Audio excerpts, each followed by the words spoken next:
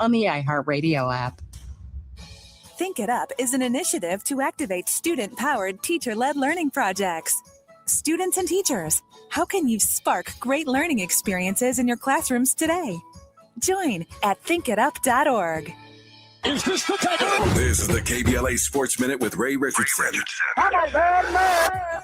It might be time to sound the alarm for the Dodgers. They lost 3 out of 4 games at home over the weekend to the Milwaukee Brewers. Their 6-2 loss Sunday dropped them 3 games behind Milwaukee for the best record in Major League Baseball and a half game behind the Atlanta Braves. Milwaukee has the tiebreaker advantage over the Dodgers if they end up tied at the end of the regular season. That means the Dodgers would not have home field advantage if they meet up with Milwaukee in the playoffs. And if the Dodgers don't straighten up, they could be playing in the wild card round. The Dodgers are 13-18 since they had MLB's best record at 61-33 on July 10th. They're 5-11 in their last 16 games and 9-13 since they hung out with Trump at the White House on July 23rd. The Dodgers are not playing like a team that has visions of winning a third straight World Series. No debates, no speculation, just the info you need. That's your KBLA Sports Minute. I'm Ray Richardson on KBLA Talk 1580. All I need is one mic. With a KBLA Talk 1580 editorial, I'm Tavis Smiley. My big mama used to say that there are 24 hours in a day, 12 hours to mind your business, and 12 hours to leave other folks' business alone. So let's talk about our business, Crenshaw Business. For over 5 years now, the good people of the Crenshaw Corridor have lived in a gated community, but not by choice. Gates, fences, barricades, limited street access, closed lots, and then some. By now, you've heard the stories from the folk who've lived this nightmare. Business owners have lost customers. A charter school lost students. A veterinarian lost clients. Churches have lost members.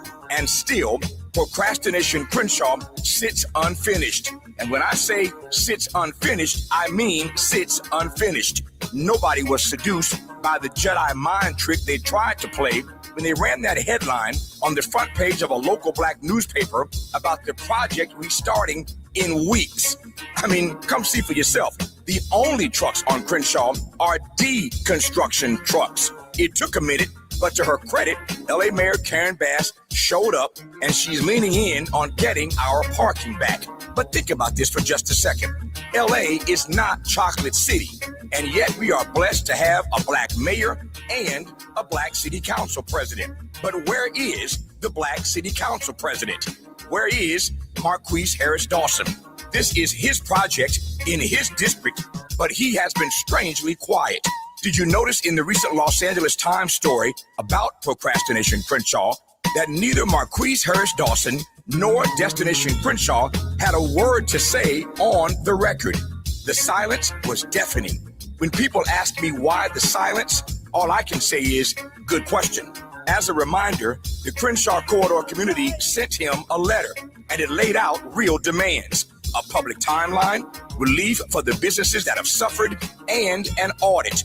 At the moment, the last one matters most, the audit. Here's the thing. The foundation money, the private donations, that's their business. But this project is also funded by city money, state money, and federal money. I refer you back to the front page story in that black newspaper where they all talked about this. Go read it again. In any event, it's your money. And when public money goes into a $100 million project that still sits unfinished, the public has a right to see where every dollar went. Contracts, budgets, payments, schedules. That's not too much to ask. Again, it's your money. Our letter gave Mr. Harris Dawson a deadline, Friday, September 4th, to respond. The clock is ticking, Mr. President. 12 hours to mind the public's business. And this is one of them. With a KBLA Talk 1580 editorial, I'm Tavis Smiley. As always, we welcome your feedback. How did you want it?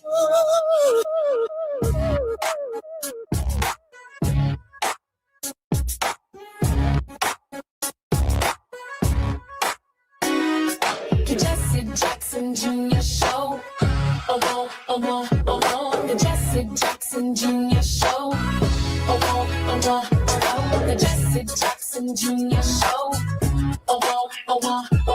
The Jesse Jackson Jr. Show. Come on and talk with me. Come on and listen to me. Come on and talk with me. Come on and listen to me. KBLA Talk 1580. Download the app. Hey, it's Moving Mountain Mondays on the Jesse Jackson Jr. Show. I'm Jesse Jackson Jr. on KBLA Talk 1580. The lens, as in like your eyeglass lenses. Why Black America reads the same country differently.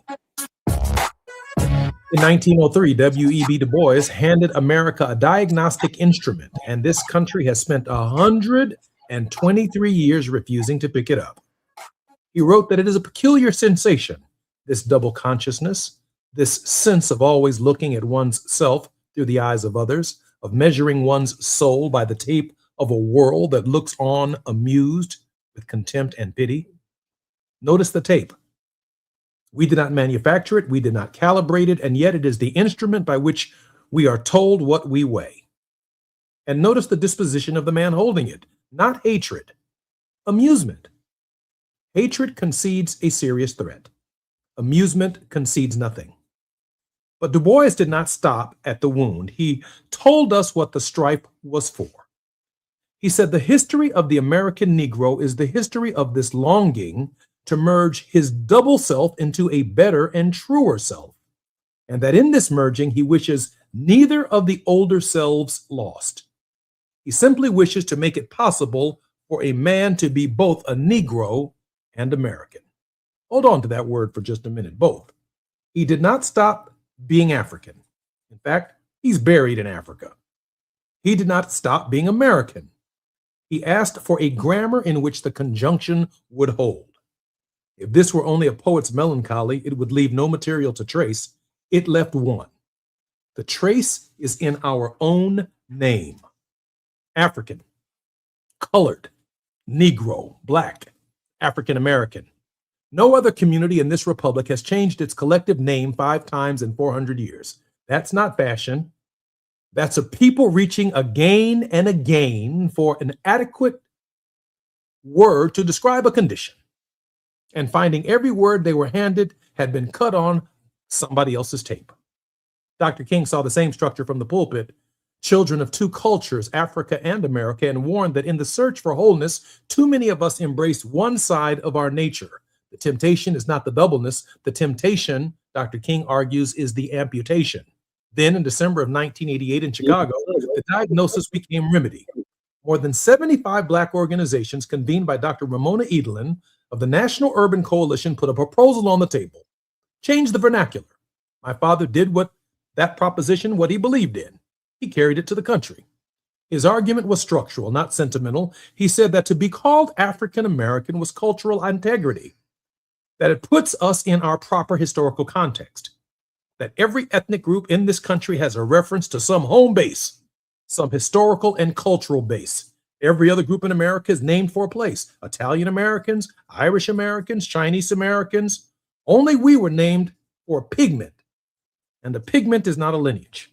It has no port of departure, no language, no ancestral background, no history. Black is a void. It's what a stranger sees from 30 feet. So understand what happened in Chicago. This was not a press release about terminology. that was Du Bois's merger attempted in public.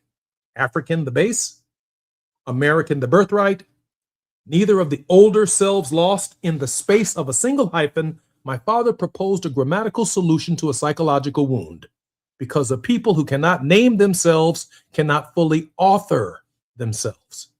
Here's why that matters this November.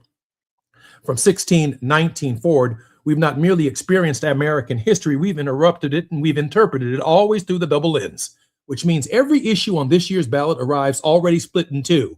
Start with the economy. Both parties will run on it and both will cite the same July jobs report. One reading Black unemployment fell 6.6% down to 6.3. The numbers are moving the right way. The other reading off the same page of the same report, 123,000 fewer Black people were working in July than in June.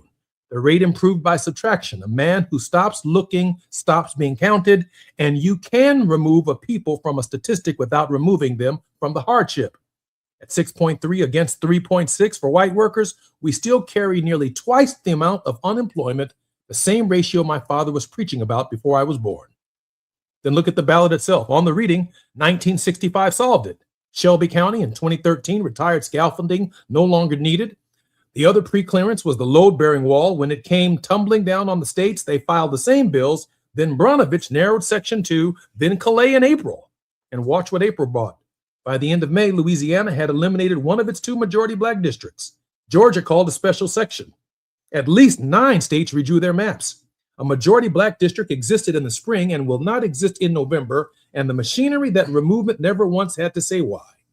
Same report, same court, same calendar. 2 irreconcilable accounts. I'm Jesse Jackson Jr. More on KBLA. We're going to be talking about the lens in this hour, right here with Ernest Quim on Moving Mountain Mondays on KBLA Talk 1580. It's afternoon drive time with Jesse Jackson Jr. Only on KBLA Talk 1580.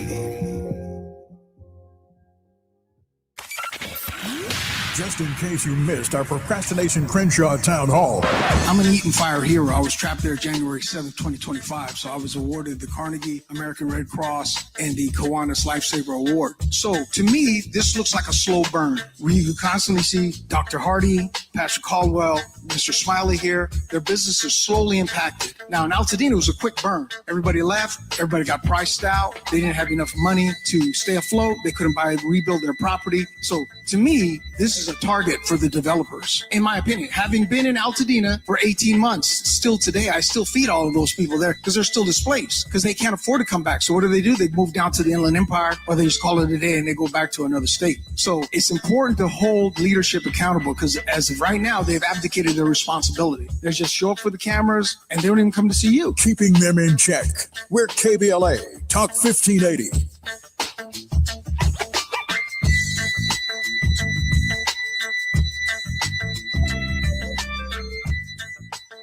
The KBLA 1580 app puts the realest conversations right in your pocket. Stream live wherever you are in the world. No static. No searching the dial. A crystal clear connection 24/7, exactly when you want it. We recommend that you keep automatic updates enabled. Set it and forget it. So the app stays up to date with store requirements, bug fixes, and new features as we roll them out. Download the KBLA 1580 app today and stay plugged into the conversation everyone's having.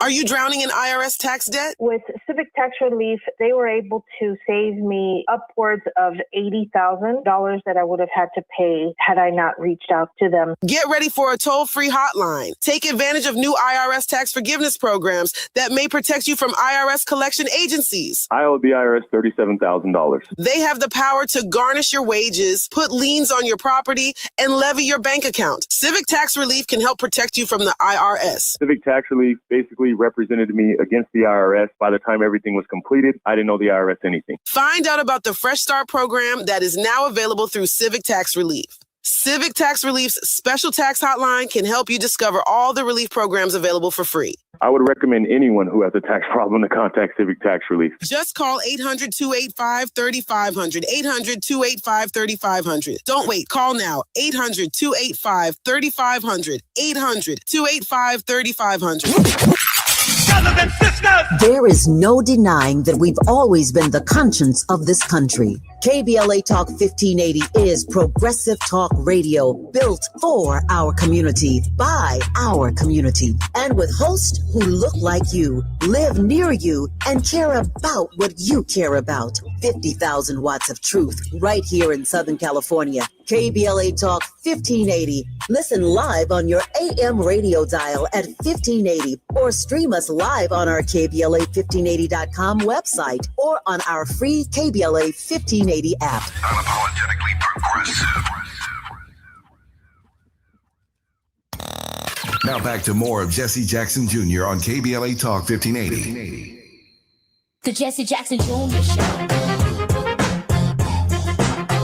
The Jesse Jackson Jr. Show. The Jesse Jackson Jr. Show. The Jesse Jackson Jr. Show. I'm Jesse Jackson Jr. Welcome forward to the Jesse Jackson Jr. Show on KBLA Talk 1580. I want to finish this editorial, and I think it's very important that I get to this central point. And before anyone says our politics are too divided for a theory of unity, the Tunis was never a prediction of agreement. It describes the lens. One man looks through it and concludes the covenant is real. That one man looks through it and says the covenant is real. Another man looks through it and concludes it was never offered. We should build on the outside of it. King and Malcolm, coalition and independence. Those are not evidence against the double lens. They are its two most predictable outputs. That is the Tunis in voting. Should we vote Democrats? Should we vote Republicans? Have Democrats not done enough for us? Have Republicans done anything for us? The Tunis manifests itself in voting. So when you hear that we view this country through a distorted lens, here's the reply. We don't see it through a distorted lens. We see it through both. The one nation printed on its founding documents and the one that ended up enforcing its statutes. And we've been made to hold them the same page at the same time and to read in a single sentence a promise and its violation. A promise.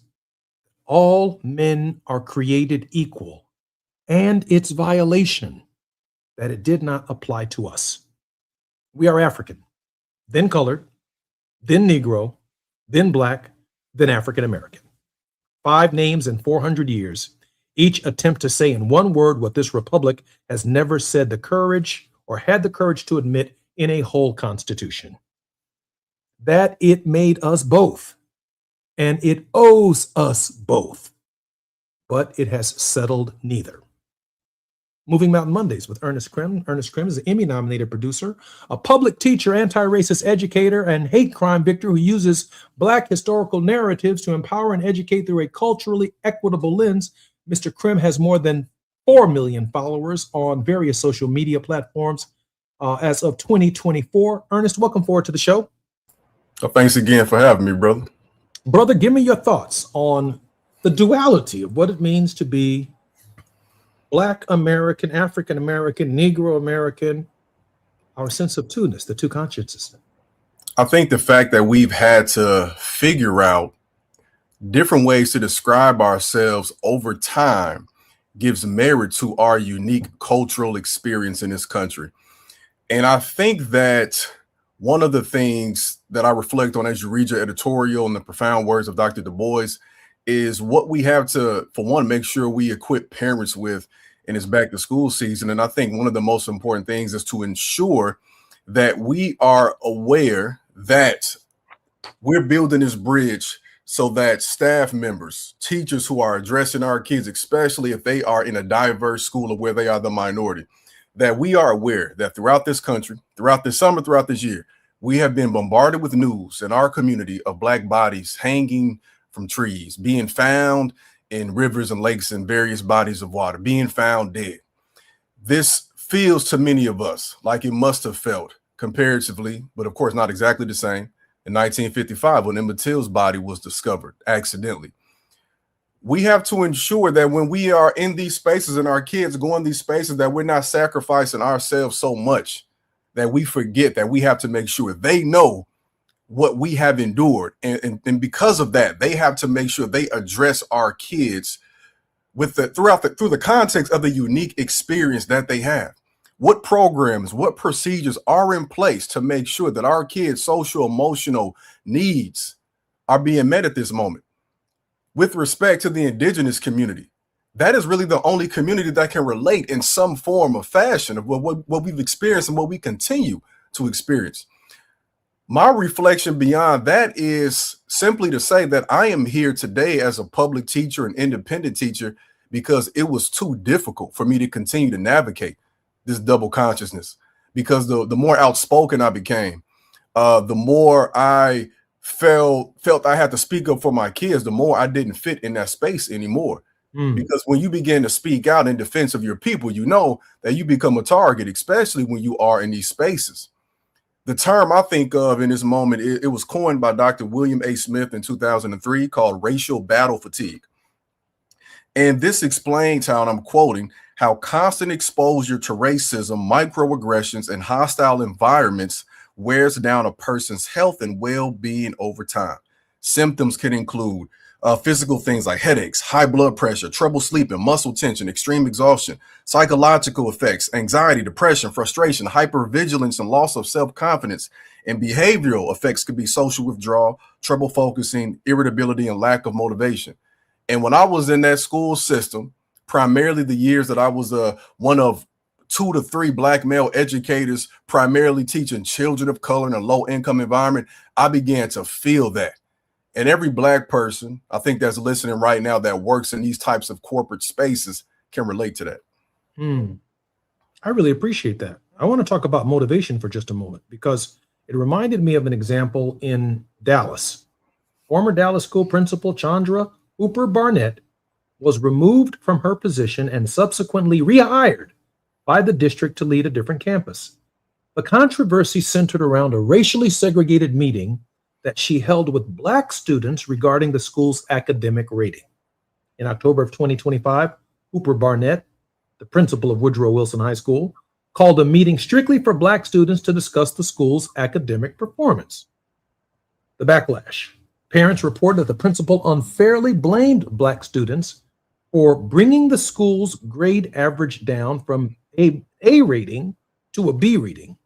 Families stated that the talk felt more like punishment rather than encouragement. It actually turns out that she was pulling the Black students aside as a Black female principal to encourage them to do better, to be better, enough shucking and jiving, enough social enjoyment, enough worrying about your gym shoes and your clothes. I need to see more of you all in the library and taking advantage of the tutoring programs so that you can be at the head of the class, that you can push the entire school over the mark. I think that she was ultimately rewarded and hired as African-American parents then heard that she was pulling their children aside to encourage them to be better. I can only imagine that there are plenty Black principals and teachers who are going back to school at this very moment who are struggling with the duality of, hey, this is my job to teach everyone, but I'm also looking out upon a class where there are children who don't have anything to eat, where there's no father at home, where there's no motivation, there's no encouragement, and I have to play that role as well. This reminds me of this conversation it seems that we have every year around the low literacy rates around this country. And particularly this conversation tends to focus on our kids. I'm thinking of this video. I'm not sure if people have seen it, but this video was seen by millions of people online. It was a content creator based in Texas who made a video about how his kids, I think in an AP class, were struggling with reading and writing, even with him providing prompts for them to fill in. And it made me think about how when we are in these spaces, we have to ensure we have to be sure that the educators who are coming across our kids, like I'm assuming in this situation, are aware of the historical context of why some of our kids might be behind. And we might think of it sometimes as maybe it's a parental thing, maybe it's a family thing, but it's truly a generational thing that has not been healed or resolved. We cannot talk about this without understanding the generational issues we've had with education in this country. The fact that it was illegal in some form or fashion, the fact that even after enslavement, we found ways to succeed and found ways to be self-determined to get our education. But then we also understand what happened with Brown v. Board of Education. We understand what happened with the fact that there has never been a time in history when a majority Black school has had equitable funding with white schools. And still, we're here. We're in the ballpark, right? But we need additional support for most of our kids, because I always tell people the privilege that my children have is there are 2 educators in the household, and we are on opposite ends. My wife is a math teacher. I was a social science teacher, which means I had to also teach reading. So we balance each other in that way. And our kids are taking honors classes. Yeah, they're smart, but they work hard. Because what? Because we push them, because we know the inner workings of the system. And one of the crimes that we find in educational spaces, y'all, especially, and I don't want to say just diverse spaces, because I have a nephew who has experienced this even in a majority Black school, but the low expectations that a lot of educators have on our kids. They will see that we might learn differently or prefer to socialize differently, and they'll come and look at our scores as we come into the class or our previous grades and assume that means that we aren't as intelligent, and as such, they won't push us as hard. That's a lack of cultural awareness. We perform better as Black people culturally when you expect something more of me. There are kids I see now when I'm going to back to school events in my community, or I'm out in the streets going shopping or whatever, and as soon as they see me, their demeanor changes. If a kid isn't doing as well as he think he should have, or she should have, they are ashamed to tell me what they're doing. That's because of the expectation I have for them. And based on what you were telling me about that story, that's what it seems it is. And that's what it feels like. And what I don't even want to say feels like, that's what I know we need to have more of from our kids, especially in this moment. Dr. Samuel DeWitt Proctor called it America's moral parenthesis. A parenthesis obviously designates a certain part of a sentence for emphasis, to show something that should be plainly understood, but is not necessarily understood. Leaving the parenthesis open does not close the sentence. What does Dr. Proctor mean when he says America's moral parenthesis? He means this. He means that when we come into contact with these young students, we must first agree that equality is possible. Secondly, we must within ourselves as individuals identify the optimum human condition that we can learn, that we must learn, that we must leave all of the excuses at the door of the classroom about whatever the circumstances are that brought us to the door of the classroom. Whatever the excuses are that brought you to the front door of Tuskegee Institute as a freshman, whatever your excuses are, here is the optimum human condition. No bonnets, no slippers, no one's coming to class in their bedtime clothing, no one's bringing a dog to class, no one's going to be disruptive in class. The optimum human condition, and then call everyone to embrace it. And that's difficult because everybody got some kind of special right to do whatever it is that they do, but it doesn't meet the normative standards of our expectation. And the other side of it is, Brother Krim, if some of these issues were handled at home before you got to class, before you walked into the freshman dorm or freshman institution at a major college in this country, we wouldn't even be discussing it. But the fact of the matter is, we must agree first that equality is possible. That we must assume responsibility as adults to look at young people and identify the optimum human condition, and then call everybody, black, white, striped, or polka dots, to embrace it. I'm Jesse Jackson Jr. More on KBLA Talk 1580 when we come forward. It's afternoon drive time with Jesse Jackson Jr. Only on KBLA Talk 1580.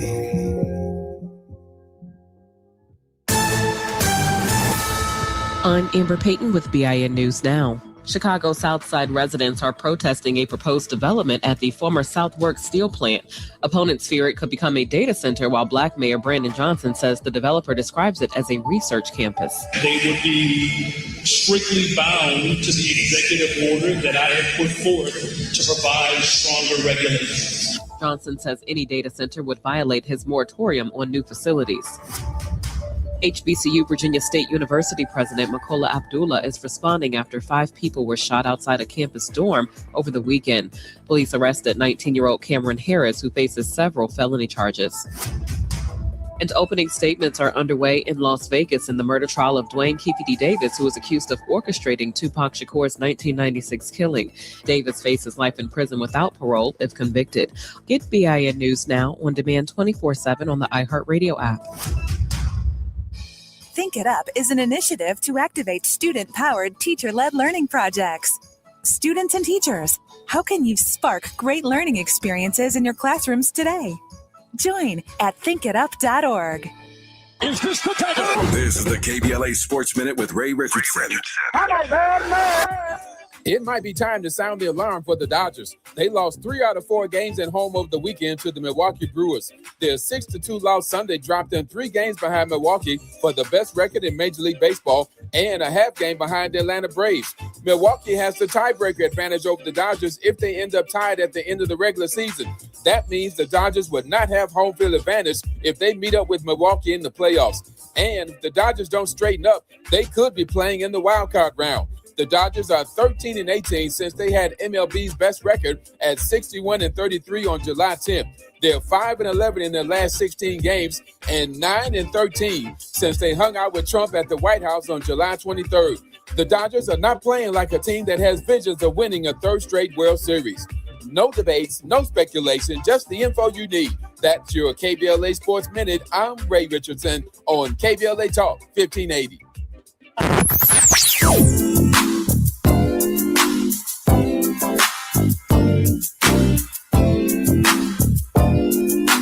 This is KBLA Talk 1580. Talk radio. That's music to your ears. We're unapologetically progressive. KBLA Talk 1580.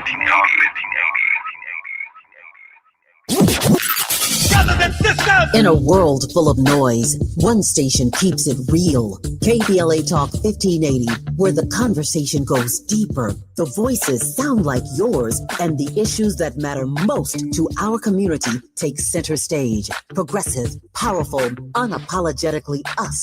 Whether you're driving through the city or tuning in from your home or office, join the public square. KBLA Talk 1580, your home for talk that enlightens, encourages, and empowers. Listen live on our free KBLA 1580 app, on our website at KBLA1580.com, or on your radio dial at 1580 AM. Unapologetically progressive. Don't be anxious or confused about AI. Take control of your career when you get the skills to tackle real business problems and design specialized solutions. HR Dive reported that entry-level talent with applied AI credentials can receive up to a 25% salary boost. But where do you find training that you can trust? Future-proof your career and deliver more value with Humans Lead the Way AI. Their hybrid learning courses use practical definitions, real-world examples, and strategic insights to help you and your team understand AI with confidence. No magic, no hacks, no shortcuts. Just practical knowledge that helps you use AI more successfully. Don't wait. AI can never replace people who know how to use it well. Register for courses today at humansleadtheway.com. That's humansleadtheway.com. All I need is one mic. With the KBLA Talk 1580 editorial, I'm Deon Raymond, Justice Correspondent and host of the Justice Files. For years, LA City Councilman Curran Price has served his district. And for years, he's been under a legal cloud which, frankly, looks thinner every time it's tested in court. Last Friday, a Superior Court judge refused to throw out the corruption case against Price. That's true. But listen to what the judge actually said while doing it. Judge Larry Paul Fidler called this not a great case. Not our words, his. Price's attorney, standing right there in the courtroom, said it plainly. In denying our motion, the court acknowledged that this is not a great case. We agree. Now, that's not a ringing endorsement of a prosecution. That's a judge saying, essentially, there's just enough here to send it to a jury. Barely. The ruling itself says nothing about guilt. It's not proof of wrongdoing. What it is a low bar, cleared by a thin margin on evidence the court itself has called circumstantial. Councilman Price has pleaded not guilty. He denies the allegations. And after 3 terms representing his district, he's term limited and on his way out of office, regardless of how this case ends, which raises a fair question. What exactly is served? By dragging a longtime champion for working families in South Los Angeles through a trial that even the presiding judge doesn't sound confident about. We're not saying elected officials should not be held accountable. They should. But accountability means something different from a prosecution that struggles to convince the very judge overseeing it. Curran Price deserves his day in court, and he deserves the presumption of innocence any one of us would want for ourselves or a loved one, especially when the bench itself has doubts. With a KBLA Talk 1580 editorial, I'm Dion Raymond, Justice Correspondent and host of the Justice Files. As always, we welcome your feedback. You're listening to Jesse Jackson Jr. on KBLA Talk 1580. The Jesse Jackson Jr. Show. The Jesse Jackson Jr. Show. The Jesse Jackson Jr. Show. The Jesse Jackson Jr. Show. King Volley. I'm Jesse Jackson Jr. Welcome forward to the Jesse Jackson Jr. Show on KBLA Talk 1580. It's Moving Mountain Mondays. As such, we are with Ernest Krim, Emmy-nominated producer, has created content for companies such as Hulu, HBO, Disney, Paramount, and the History Channel. Professor Krim, welcome forward to the show. Thanks again for having me, brother. Brother Krim, what is going on right now? This is the first week of school. What can parents expect? What can schools expect? I know, for example, if you're in any one of these flood zones, a number of these students are being displaced right now because of weather, meaning that some of them are going to be starting late, and that could trickle down and impact the rest of the school year. Your thoughts, Ernest, and can you share with us as a teacher, what's going through parents and the minds of our students right now? Well, for a lot of parents, in some ways, it's a sigh of relief because you've been sitting at home all day, or maybe you've been picking up kids, from the summer program, summer camps. If you work at home like myself, it's been quite an adjustment to have to answer to the knocks at the door while you're in your office doing things and stuff like that. So for some parents, it can be a sigh of relief to have the kids back doing something, engaged, throughout the day with their friends and their peers and things like that. But what we have to also remember as parents too is, for one, I would say the broader responsibility we have as parents throughout the summer is to ensure that our kids are not going back to school out of shape, is what I would say, right?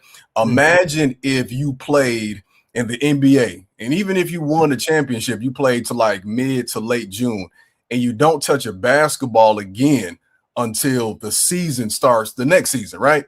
You will be out of shape. And we can see that visibly with athletes, right? You might gain weight, you might not be able to go up and down the court, but it's the same thing mentally, same thing psychologically. We have kids who have probably been, my kids included, been staying up late, talking to friends and playing games and texting all night and things like that. And excuse me, then all of a sudden they're expected to go back and have some form of discipline and restraint. So as parents, I would say this moving forward, let's make sure that we do give our kids a break over the summer, but that we have systems in place to still keep them in alignment. Maybe we should take a couple days out the week or 3 days out the week where they are expected to still wake up and do something. Now, 6 to 7 hours a day is a little bit much, right? Most studies will show, especially if you do homeschooling, you can get everything done in probably 2 to 3 hours. Something I did this summer was I made my kids read, and I would incentivize it. I have that, privilege to make them, if you get to this many hours, this many half hours, then we'll do something extra that you might want to do, right?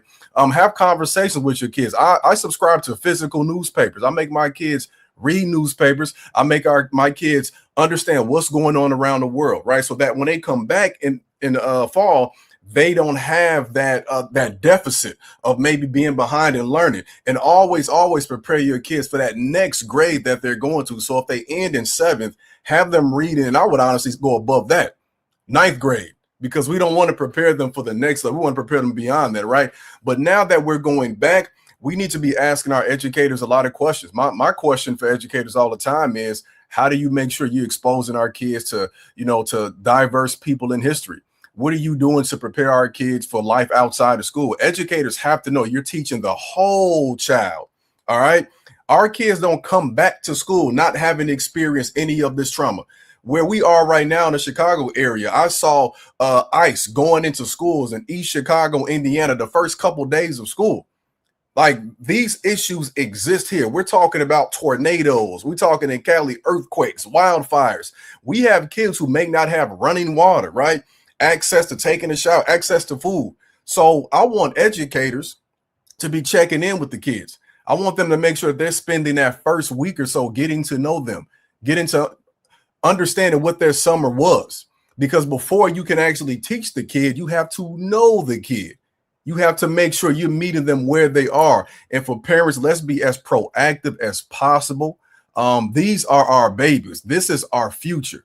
And this is a person that you're trusting them with for the next 9 months that you don't even know. So keep that in mind. Stay in constant contact. I would say get some type of routine, whether it be once a week, twice a week, maybe once a month, where you're emailing all of those teachers, not because they called you first and said your child did something bad or good, but just to check in. Because I'm telling you, when I was in the class, those parents I knew, yes, this is just like when you a waiter or waitress. Your kid gonna get a little better service, just being real. Because I know that if I don't check back in with you, your parent is gonna be hitting me up saying what's going on. That's really interesting, because you're making me think back about 55 years right now, 45 years for sure. And that is the realization that many of my teachers from middle school through high school actually demanded that we have a summer reading list.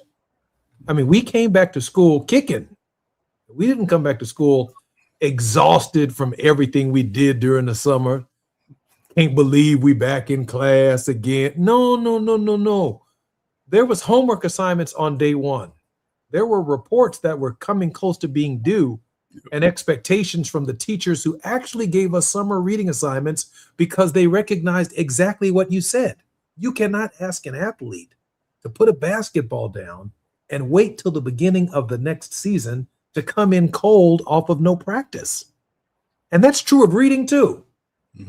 I mean, that's true of thinking too. It's true of counting, arithmetic. It's true of that too. You have to stay in shape for it. But we don't see the summer as part of a training process to stay in shape for entering school in August. And you brought back some memories, and I doubt it very seriously if that's the case. In fact, let me tell you something. I've been watching, a lot of school boards, school superintendents, they're really, really heavy into the politics now, fighting for more funding and fighting for this. But I don't hear the little techniques that are necessary from any of that kind of leadership for what it really takes for my child to be successful in your system. That doesn't make the news. Yeah. And of course, in my generation, we came home to Sesame Street. We came home to the electric company. Right. We came home to Zoom. Yeah. And by the way, the first time I ever heard the name Morgan Freeman, he was on the electric company. Walking us through our alphabets. I'm sorry, go ahead, Mr. Krim. No, that's something else that parents and teachers have to consider. There are states across the country, Illinois included, where cell phones are banned now, right? So we have to prepare for making up for the years we lost our children to that cell phone.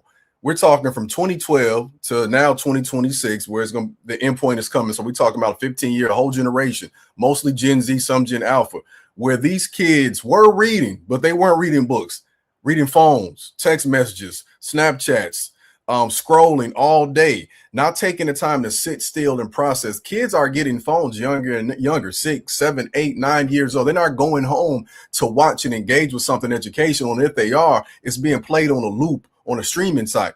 One of the things I'm noticing from my young kids, my toddlers, is this idea of everything having to be instant. I want our educators and our kids to start boring our kids more, make them patient. They expect everything to happen instantaneously because you get it that way online. So if we can't make our kids understand how patience ties into this struggle, then we'll keep going in cycles with what we're dealing with now. I appreciate you, Ernest. I'm Jesse Jackson Jr., listening to the Jesse Jackson Jr. Show. It's back to school. We're looking at the lens of our tunist, why we experience one thing on one side of town, and even on our side of town, we experience something different. I'm Jesse Jackson Jr. More on KBLA Talk 1580 when we come forward.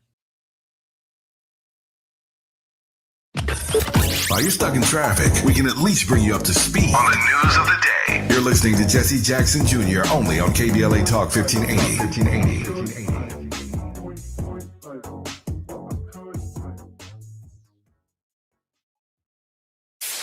KBLA Talk 1580. We've got a lot to talk about. KBLA Talk 1580, connecting you with services and solutions. The midterm elections are upon us. It is voting season once again. Common Cause's motto is fighting for the democracy we deserve.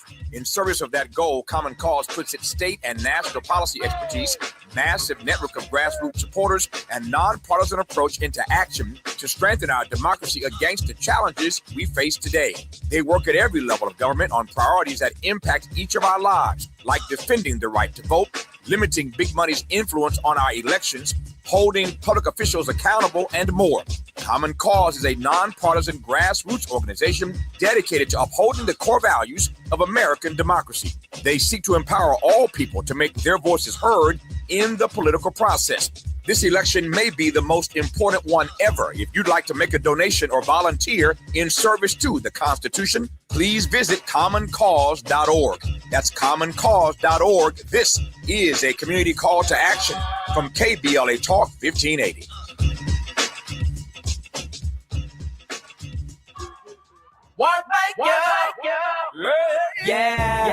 The California Crusader newspaper would like to thank all of our subscribers for their support throughout the years, proudly serving the South Los Angeles and South Bay areas for more than 40 years. The California Crusader is a multicultural, Black-owned, adjudicated newspaper that focuses on providing newsworthy information to the people in our community. We're constantly looking for ways to assist businesses in our community to connect with our subscribers. We provide low-cost, effective ways to promote your business with our reasonable and affordable advertising rates. You can participate by suggesting, sharing, and submitting your stories on the California Crusader newspaper Community Share Facebook group page, or visit our website at cal-cruise-news.com. That's cal-cruise-news.com. Then click on the Submit Now button located on the top right corner of the homepage, or text CCN to 42828. Again, text CCN to 42828. The California Crusader newspaper, working together to build a better community for our future. Subscribe today. Let's begin now.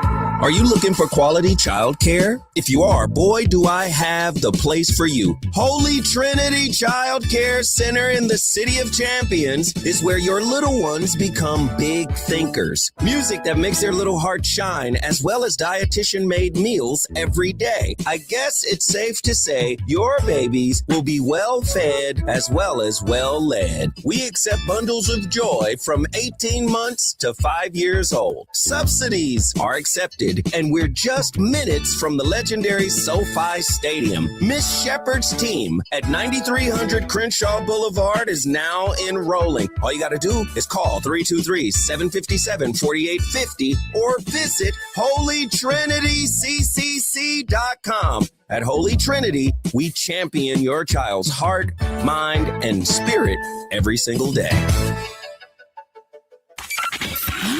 Just in case you missed our Procrastination Crenshaw Town Hall. My name is Asaka Umoja. I'm with the Hyde Park Organizational Partnership for Empowerment, which is at the southern end of Crenshaw. And this community has been greatly impacted. As a matter of fact, one of the things that we're most concerned about is just being totally neglected. And what I mean is being excluded from the process. When this project first started, they should have made sure that our organization, since we were most impacted, was in there. So we've been excluded, and we've seen commercial properties be taken for art projects. And we're very concerned about these are spaces that could help build economic growth and development in the community. And what this community needs more of is economic development, not art. I mean, I like art. It's a good thing. But they're putting the cart before the horse, because without a solid economic foundation, what they are calling cultural tourism absolutely has no significance and no meaning. And this community is going under if we don't stop and do something to help build that economic foundation and support the businesses that are the tax base for this community to build the kind of services that we need. And the response from our leadership is totally inadequate. Holding them accountable. We're KBLA Talk 1580. Self-destruction. Yeah, for self-destruction. Self-destruction. Yeah, for self-destruction. Now back to more of Jesse Jackson Jr. on KBLA Talk 1580. The Jesse Jackson Jr. Show. The Jesse Jackson Jr. Show. The Jesse Jackson Jr. Show. The Jesse Jackson Jr. Show. King Volley drops the beat. I'm Jesse Jackson Jr. It's Moving Mountain Mondays on the Jesse Jackson Jr. Show. Ernest Krim is our regular contributor. Come on and listen to me. KBLA. On KBLA Talk 1580, right here on the Jesse Jackson Jr. Show. Ernest, welcome forward to the show. Thanks again for having me, brother.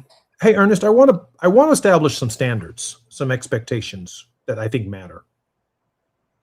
I think they should ban do-rags and bonnets and pajamas in high school.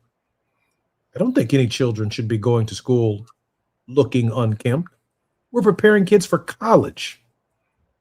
And by the time they get to college, they ought to know that at a collegiate level, there are expectations. And beyond college, when they're seeking a job, they ought to have an appreciation for what it means to be prepared, to be presentable, to speak the King's English. This is not anti-us.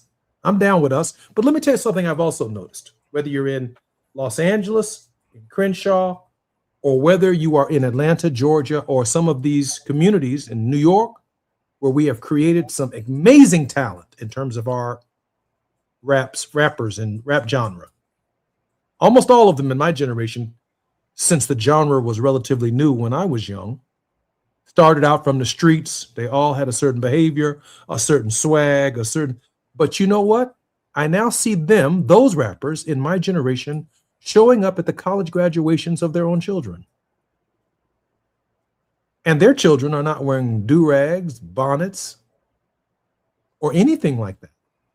They are the opposite of everything I remember growing up that their parents were. Because they themselves want their children to be better and live better and have a better life than the one they had growing up. That's not an unreasonable expectation. And let me tell you one other thing before I get probably thrown off the radio for this one. I got a 25-year-old daughter. I don't care who you are rapping. Bro, if I see you grinding on my daughter at a concert, like she's out of her mind for allowing that to happen, I just find that unacceptable. I find it unacceptable for my child, and I find it unacceptable for your child. How would you like to wake up and look on social media at some celebrity grinding on your child? I find that unacceptable. And we need to raise our standards and our expectations of what that looks like, what that feels like from the parent's perspective. Ernest? Oh man, you going in, brother. I'll tell you this, from a high school perspective, it's difficult. And I'll tell you why. Now, for 1 year, I wouldn't have my kids doing that. But I also, in a high school setting, because it's a public school, we're taking kids from various different backgrounds. And the issue that we often have come into, when I was in the classroom, for instance, we had 80 to 90% students low income. The staff did not reflect the student population. So what we often saw was when we had those types of policies in place, it was disproportionately legislated and it targeted our kids to where it would be something that was not just, hey, pull you to the side, make sure you do this. We had situations that would elevate to levels it should not have because of a child's attire. And sometimes we would often find too that these are children who come from, because of the low income status, backgrounds where that might actually be one of the only options they have. It looks different in college, though, I believe, because, of course, too, this isn't a public school setting anymore, even if it is a public state school. So that's the only issue I have with that, because I think that it could be difficult in a high school setting. But I do think that it's possible to have that understanding while still holding students to a high standard, which means that, going back to one of my previous points, when you know a kid, you know what they've been through, when you know their family background, or even how we used to be back in the day when a teacher would know the child's family, then you understand if that's an issue for you, let's figure this out, because I don't want you representing yourself that way. If there's a larger socioeconomic issue, then this is something that the school community should see fit to come address. But Ernest, it's not just a function from my perspective of representing yourself. You really are an ambassador for the race. I mean, that's Jackie Robinson, suit and tie every day on his way to a Branch Rickey baseball game. That's Jesse Owens, suit and tie every single day with dignity, standing up to Hitler, running the race and winning gold medals and bringing them home and still not getting his hand shaken by a U.S. president. It's Martin Luther King Jr. when he was marching dungarees, but when he was preaching and carrying himself to lectures, one of the finest dressers of a man in his era, even Malcolm X. So the ability to choose isn't a function of poverty. I mean, you can dress up a pair of jeans and you can tell your neighbor, man, this is all I got, but this is my Sunday's best. That's fine. I don't think there are many pastors today who would turn you away for that, but there was an era of pastors who had to grow into an understanding of that socioeconomic condition. Ernest, we only have a couple of minutes before we come forward, but they are all yours as our regular teacher on the program to offer our students, our family, and our nation a word of hope. Yeah, man. I have as a millennial, I'll quote J. Cole and say, I'm a middle child in one of his most prominent songs. I saw the shift. I was a Chicago kid who was partly raised in sports anyway by Michael Jordan, who dressed, as you said. Then I was also raised by Allen Iverson, who is, as you know, completely opposite, right? I think that what our generation has, and those who come after the Gen Z and Gen Alpha, much of what they do is an expression of resistance, even though they might not realize it, because they have felt and seen oftentimes that even when we dress a certain way, it still doesn't feel like we're accepted. And I think that what I can do a better job of communicating to our children too, which I think is an important lesson, is dressing, acting, or being a certain way is not us saying that we want you to be acceptable to an outside community. We understand that you should have high standards and high dignity as a reflection of who we are as people in this country, not because we want to be acceptable to the white community. It's not approval of them. It's we hold ourselves to high standards, and we have always held ourselves to high standards. Look at some of the images of how we dressed and presented ourselves prior to enslavement. So that lens, if we can for a second step outside of it and look at ourselves how we have always been, we'll understand that we have always been regal people who deserve the best and should demand the best.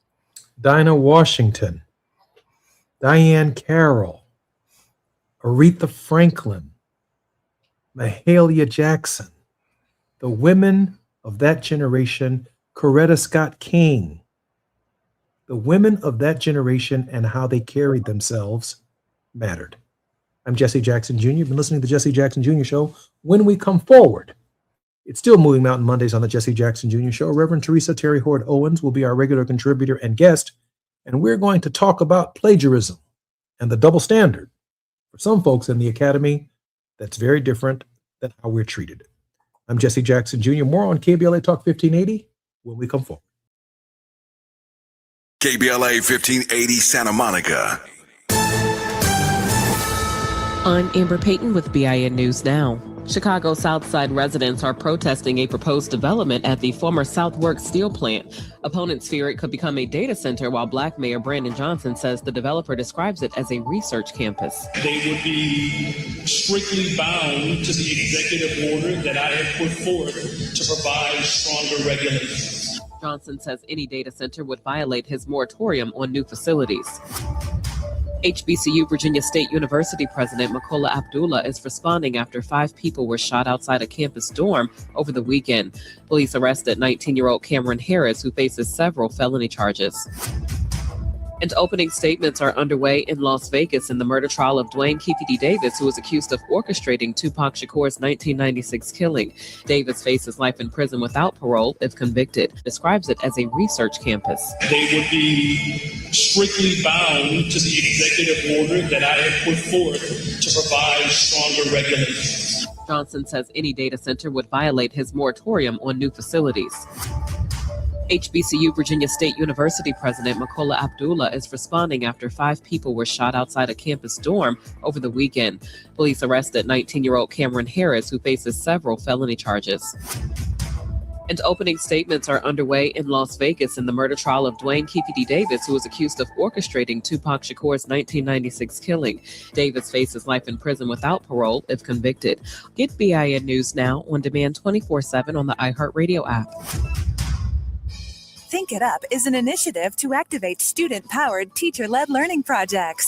Students and teachers, how can you spark great learning experiences in your classrooms today? Join at thinkitup.org. Is this the tackle? This is the KBLA Sports Minute with Ray Richardson. I'm a bad man. It might be time to sound the alarm for the Dodgers. They lost 3 out of 4 games at home over the weekend to the Milwaukee Brewers. Their 6-2 loss Sunday dropped them 3 games behind Milwaukee for the best record in Major League Baseball and a half game behind the Atlanta Braves. Milwaukee has the tiebreaker advantage over the Dodgers if they end up tied at the end of the regular season. That means the Dodgers would not have home field advantage if they meet up with Milwaukee in the playoffs. And if the Dodgers don't straighten up, they could be playing in the wild card round. The Dodgers are 13-18 since they had MLB's best record at 61-33 on July 10th. They're 5-11 in their last 16 games and 9-13 since they hung out with Trump at the White House on July 23rd. The Dodgers are not playing like a team that has visions of winning a 3rd straight World Series. No debates, no speculation, just the info you need. That's your KBLA Sports Minute. I'm Ray Richardson on KBLA Talk 1580. All I need is one mic. With a KBLA Talk 1580 editorial, I'm Tavis Smiley. My big mama used to say that there are 24 hours in a day, 12 hours to mind your business, and 12 hours to leave other folks' business alone. So let's talk about our business, Crenshaw business. For over 5 years now, the good people of the Crenshaw corridor have lived in a gated community, but not by choice. Gates, fences, barricades, limited street access, closed lots, and then some. By now, you've heard the stories from the folk who've lived this nightmare. Business owners have lost customers. A charter school lost students. A veterinarian lost clients. Churches have lost members. And still, Procrastination Crenshaw sits unfinished. And when I say sits unfinished, I mean sits unfinished. Nobody was seduced by the Jedi mind trick they tried to play when they ran that headline on the front page of a local black newspaper about the project restarting in weeks. I mean, come see for yourself. The only trucks on Crenshaw are deconstruction trucks. It took a minute, but to her credit, LA Mayor Karen Bass showed up and she's leaning in on getting our parking back. But think about this for just a second. LA is not Chocolate City, and yet we are blessed to have a black mayor and a black city council president. But where is the black city council president? Where is Marquise Harris Dawson? This is his project in his district but he has been strangely quiet. Did you notice in the recent Los Angeles Times story about procrastination Crenshaw that neither Marquise Harris Dawson nor Destination Crenshaw had a word to say on the record? The silence was deafening. When people ask me why the silence, all I can say is, good question. As a reminder, the Crenshaw Corridor community sent him a letter, and it laid out real demands: a public timeline, relief for the businesses that have suffered, and an audit. At the moment, the last one matters most: the audit. Here's the thing: the foundation money, the private donations, that's their business. But this project is also funded by city money, state money, and federal money. I refer you back to the front page story in that black newspaper where they all talked about this. Go read it again. In any event, it's your money. And when public money goes into a $100 million project that still sits unfinished, the public has a right to see where every dollar went. Contracts, budgets, payments, schedules. That's not too much to ask. Again, it's your money. Our letter gave Mr. Harris Dawson a deadline, Friday, September 4th, to respond. The clock is ticking, Mr. President. 12 hours to mind the public's business. And this is one of them. With a KBLA Talk 1580 editorial, I'm Tavis Smiley. As always, we welcome your feedback. How do you want it?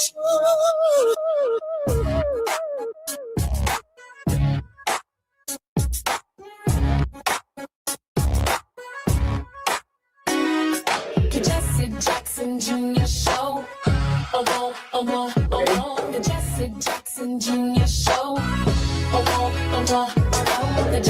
I'm Jesse Jackson Jr. Welcome forward to the Jesse Jackson Jr. Show on KBLA Talk 1580. It's still Moving Mountain Mondays on the Jesse Jackson Jr. Show, the Faith Not to Fall, with Reverend Teresa Terry Ford Owens, General Minister and President of the Christian Church Disciples of Christ in the United States and Canada. I would like to opine right here for just one moment on the unscanned. I want to hear this editorial. Let me take you back to 2002. That year, the two most famous historians in America were both caught plagiarizing. Within 3 weeks of each other, Stephen Ambrose, the man who wrote Band of Brothers, had copied from another historian's book, and then investigators found more of it across his other work. 2 weeks later, Doris Kearns Goodwin, same magazine, same charge, and this time there was something extra. Her publisher had quietly paid off the woman she copied from 15 years earlier, and nobody had been told. Now, what happened to them?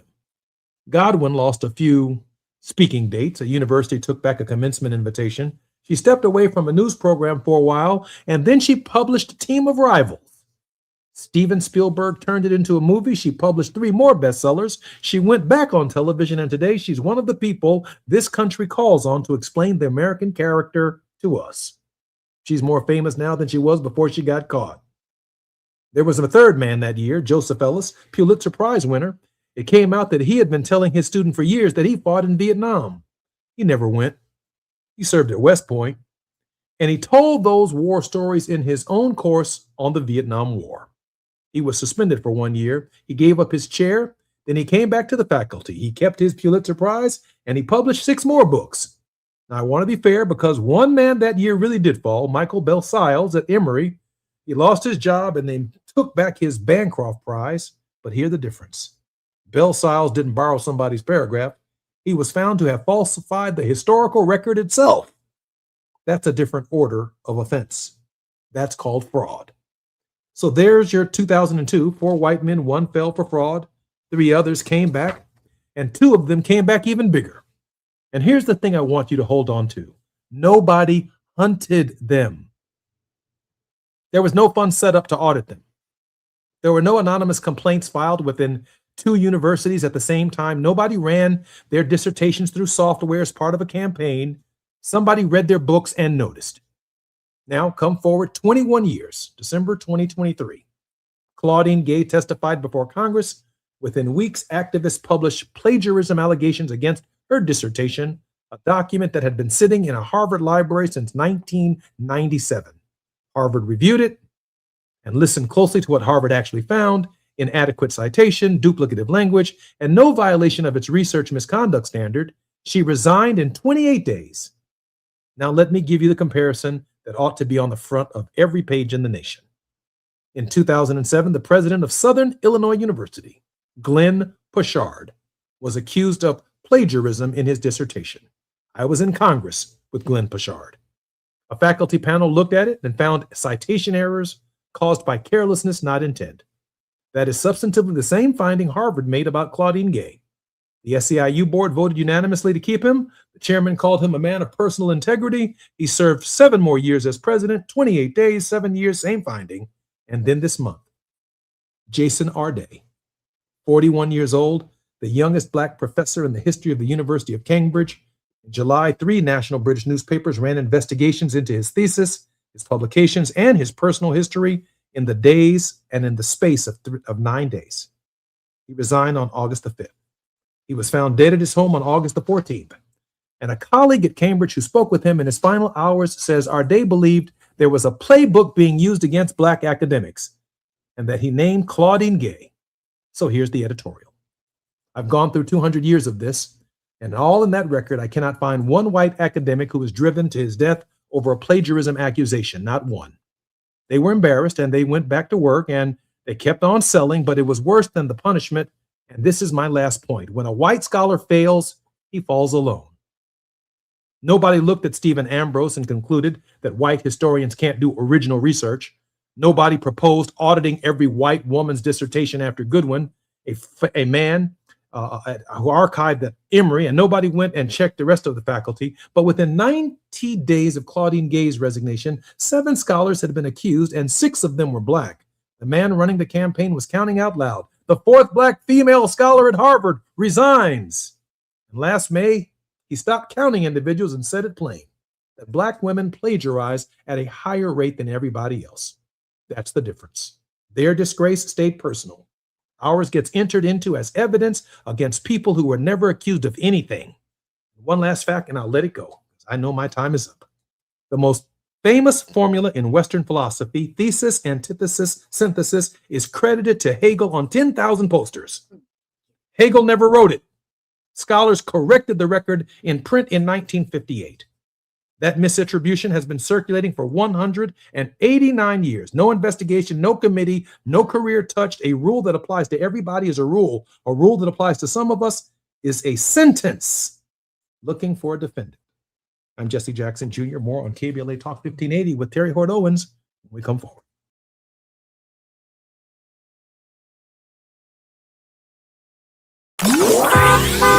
It's afternoon drive time with Jesse Jackson Jr. Only on KBLA Talk 1580.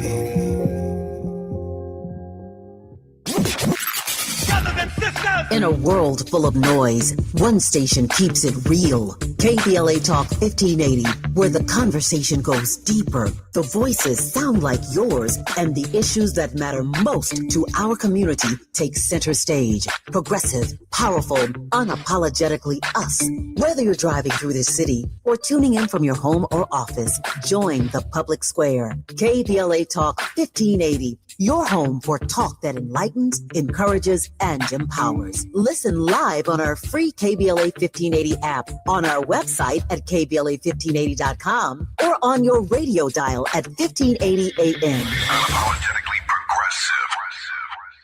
The KBLA 1580 app puts the realest conversations right in your pocket. Stream live wherever you are in the world. No static. No searching the dial. A crystal clear connection 24/7, exactly when you want it. We recommend that you keep automatic updates enabled. Set it and forget it. So the app stays up to date with store requirements, bug fixes, and new features as we roll them out. Download the KBLA 1580 app today and stay plugged into the conversation everyone's having. Are you drowning in IRS tax debt? With Civic Tax Relief, they were able to save me upwards of $80,000 that I would have had to pay had I not reached out to them. Get ready for a toll-free hotline. Take advantage of new IRS tax forgiveness programs that may protect you from IRS collection agencies. I owe the IRS $37,000. They have the power to garnish your wages, put liens on your property, and levy your bank account. Civic Tax Relief can help protect you from the IRS. Civic Tax Relief basically represented me against the IRS. By the time everything was completed, I didn't know the IRS anything. Find out about the Fresh Start program that is now available through Civic Tax Relief. Civic Tax Relief's special tax hotline can help you discover all the relief programs available for free. I would recommend anyone who has a tax problem to contact Civic Tax Relief. Just call 800-285-3500, 800-285-3500. Don't wait. Call now. 800-285-3500, 800-285-3500. Just in case you missed our Procrastination Crenshaw Town Hall. My name is Khalifa Bey. I am the founder of the South LA Bureau of Tourism and Trade. And how this is impacting me is that I can't promote it. I won't promote it. I hear a lot of talk about everybody. Accountability is responsibility. Change your vote. Change the vote. I know there's a lot of Democrats in this room, and I get all that. But if you keep doing the same thing over and over and over and expecting a different result, it ain't going to happen. And it's not about Democrat, Republican. It's about getting what we need to get done. That's what it is for me, because this is deliberate. This of our communities. You look at Chicago. You look at all the black communities were built by us. We're in the same condition. So to me, it's by design. And if we don't do something to change the vote to get to what we need, stop having these meetings. Making sure they stick to the truth. We're KBLA, Talk 1580. Now back to more of Jesse Jackson Jr. on KBLA Talk 1580. The Jesse Jackson Jr. Show. The Jesse Jackson Jr. Show. The Jesse Jackson Jr. Show. The Jesse Jackson Jr. Show. King Quality drop the beat. Come on and talk with me. Come on and listen to me. Come on and talk. I'm Jesse Jackson Jr. Welcome forward to the Jesse Jackson Jr. Show on KBLA Talk 1580. Our very special regular contributor, Reverend Terry Hord Owens, the General Minister and President of the Christian Church, the Disciples of Christ in the United States and Canada. Reverend Terry Hord Owens, welcome forward. Hello, my friend. It's good to be here. It's a pleasure to see you, a pleasure to be with you, and I'm so grateful for your regular contribution to this show, your show, The Faith Not to Fall. Madam President, first, initially, your reaction to my editorial. 1,000% agree with it. I had similar, just the history of the litany, the way you framed it together. As a Harvard College alum, I was part of a large group of Black alumni who signed a petition and protested what was happening to Claudette Gay, the former president of Harvard. Scholars that we hold in high regard, from Joseph Ellis to Doris Kearns Goodwin and other folks. What happened to the young professor at the University of Cambridge? I think I really resonated with your saying that with white scholars, it has been kept personal, and it's not only attributed to as a general attribute, right, of people of color, scholars of color, but we're hunted, right? The vitriolic nature of the press and how people are then lambasted, and their very integrity on every front is impugned, when in many cases it could be, I'm sure you have written a paper where you weren't as careful with the citation, or you can get in trouble, as you know, from editing a book with one editor has one style guide and another editor has another style guide. And they can make pronouncements as to whether or not you know what you're doing based on the fact that you don't use the same style guide. I just went through that with my book. So it's just this ongoing trend that we have in America of devaluing the intellect and devaluing the respect of Black people's minds and even their bodies. If he was indeed guilty of plagiarism, it should not have cost him his life. Should not have cost him his life. Madam President, let me ask you this question. The Jason R. Day situation has obviously touched across Black scholasticism from one end of the world to the other. I've had scholars in South Africa contacting me about that. Many of them educated at Cambridge, many of them educated at Leicester in the UK and at some of the major, if you will, scholastic institutions in the world, including Harvard and Yale. And they too are crying foul on this question of misattribution of statistics and or misattribution of data. Why is Jason R. Day so different in this space on this hunting question? I do think the UK context has something to do with it. We know how Meghan Markle has shared stories. Whatever you think of her, she has shared stories of how vicious the press has been about her own racial heritage. I think that countries in Europe have a harder time, are clearly demonstrably having a harder time with immigrant populations and people who are not of European descent in their context. And I think we ignore at our peril the tendency, even in these European environments, to say, oh, it's not racism. Well, no, yeah, actually it is. And they're not any more equipped than Americans are to parse the truth very carefully. The British press is vicious, period, in a way that's, I think, different even from the American press. But I think that's part of it. You've got a young African American scholar. He's wearing braids or locks. We still have particular images in the collective consciousness that are degraded as being less than, in so many ways, less than beautiful or handsome, less than smart, less than intelligent, less than acceptable. And it's all these things that I think get compounded upon one another and result in just vicious treatment by the press and the public. I posted on Facebook the other day something about the uniqueness of God's gift for every single human being, that like Howard Thurman and Benjamin Mays believed, that every single person has something unique. And Howard Thurman said that we had to find that unique calling, that unique voice.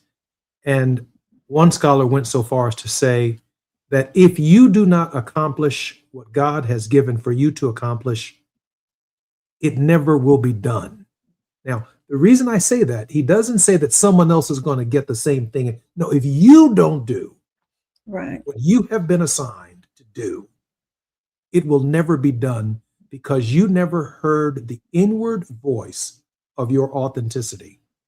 I'm wondering on this question of scholarship for Black scholars, if there is this need to seek the approval of the academy itself by quoting all of these white scholars who don't share our experience, don't share our reality, and what is the resistance to the legitimate uniqueness of the African American experience? The voice, for example, that Hannah Nicole Jones found, the voice that Abraham Kendi found, the voice, I'm going to be candid with you, the voice that Tavis Smiley found in these national meetings that he was holding, bringing Black people together and holding leaders accountable. That unique voice is unique to who you are, Madam President. Oh, absolutely. And I think one of the challenges that we all face is that our history, if we're not held and regarded as being fully human and respected and have the dignity and assumed to have the same potential for intellect as any other person, then everything we do becomes inferior.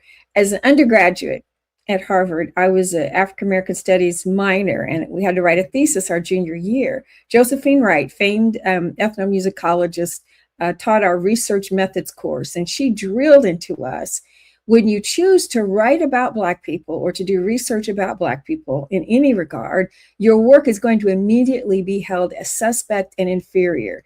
And she really stressed that we had to have the utmost care with every single detail and point of method, citations, etc., that we were engaged in, because, I mean, that was a time when we were still fighting for the legitimacy of that department.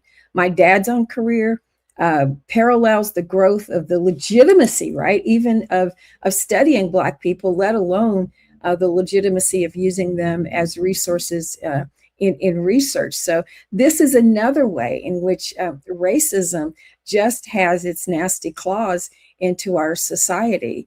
I know young Black scholars who were like, "Oh, I'm not going to study that. I didn't come here to study Black people," as though Black people are not a legitimate topic for research and discourse. It's unique, Madam President. It's the unique scholarship. The very thing that you're running from allows you to be unique. For example, if I were getting an economics degree and I had to write a thesis on my PhD in economics, I'm either going to run it through the lens of Keynesianism, laissez-faire economics, or maybe even Adam Smith. But you better believe that every white economist in this country has run every conceivable algorithm through their various approaches to supply side and demand side economics. Now, if I were at Harvard today and I were writing a thesis in economics, I would talk about the disproportionate impact of tariffs on the Negro people. Yes. You're talking about unique scholarship and something else. You don't have to worry about no white economists writing that thesis. Correct. And so it's not, that's always like, what questions? That's the question scholarship. What unique questions? Not only your own unique voice, but what are you exploring that others have not? What's the unique nature of your research? And we all know that the culture, the sociology, the politics, the history of African Americans, not just in this country, but on the African continent, is woefully underrepresented in the literature. And because we are deemed inferior, anything about us is deemed not worthy of the attention, and scholarship is questioned if that is not what you're about. I watch some top scholars not be considered for slots at the University of Chicago Divinity School because they worked solely on the issues surrounding Black liberation theology. There was one scholar who was there, and he was sort of the token, so they could say that they did that work, but they weren't embracing anybody else and some large names that should be on that faculty today that were discounted because of the nature of their scholarship. Well, I'm 61 years old. At this stage of my life, I probably have more yesterdays than tomorrow, and I'm continuing my more than 13-year work on a single subject matter and a single discovery that I made while incarcerated that is unique to me. I can't explain why in 250 years of American history, no one else has discovered it. But this I share with those who are hearing my voice. To follow my work with scholarship will be unique for you. And publicly, make sure you keep this program. You will be able to say that Jesse Jackson Jr. gave me permission to follow up on his work, and there will be no misattribution.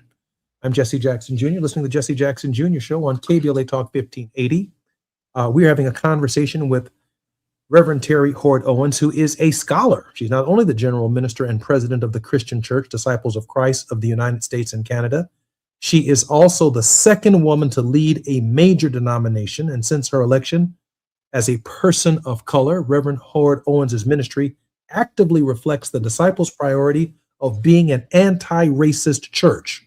There's a lot of scholarship that can be written, by the way, in the anti-racist space, including but not limited to, Reverend, your book, Staying at the Table. Share with us about that scholarship and why it's unique.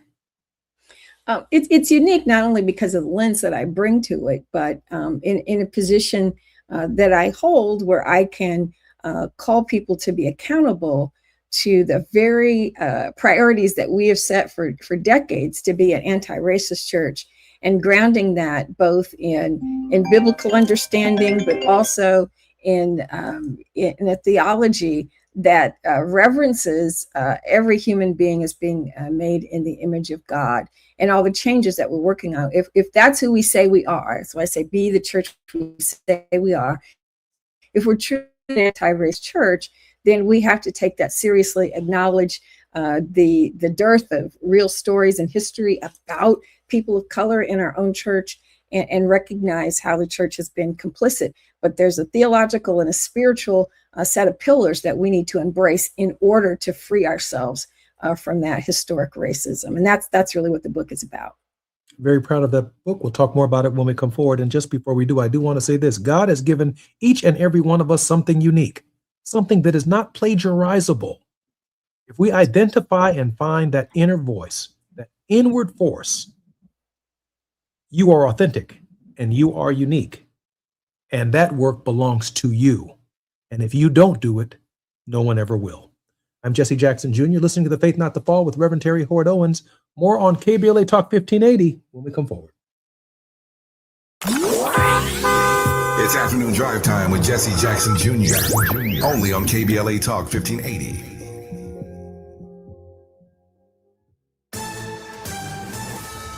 I'm Amber Payton with BIN News Now. President Trump is defending his directive to scale back joint military exercises with South Korea. We can't go around and protect all of these countries, especially when they're not there to help us. He noted that roughly 39,000 American troops are stationed there and said the U.S. cannot continue protecting allies that are unwilling to help in return.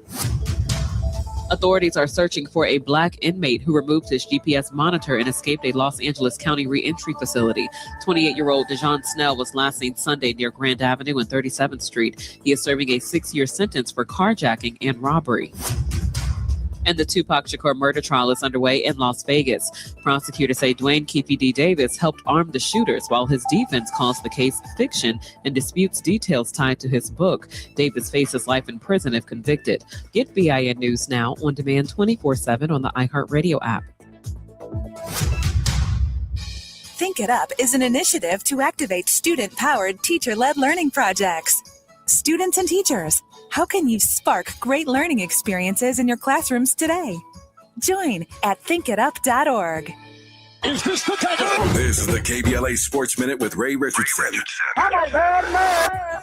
It might be time to sound the alarm for the Dodgers. They lost 3 out of 4 games in home of the weekend to the Milwaukee Brewers. Their 6-2 loss Sunday dropped them 3 games behind Milwaukee for the best record in Major League Baseball and a half game behind the Atlanta Braves. Milwaukee has the tiebreaker advantage over the Dodgers if they end up tied at the end of the regular season. That means the Dodgers would not have home field advantage if they meet up with Milwaukee in the playoffs. And if the Dodgers don't straighten up, they could be playing in the wild card round. The Dodgers are 13-18 since they had MLB's best record at 61-33 on July 10th. They're 5-11 in their last 16 games and 9-13 since they hung out with Trump at the White House on July 23rd. The Dodgers are not playing like a team that has visions of winning a third straight World Series. No debates, no speculation, just the info you need. That's your KBLA Sports Minute. I'm Ray Richardson on KBLA Talk 1580.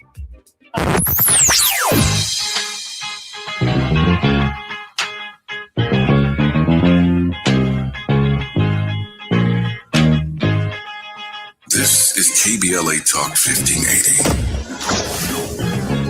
Talk radio. That's music to your ears.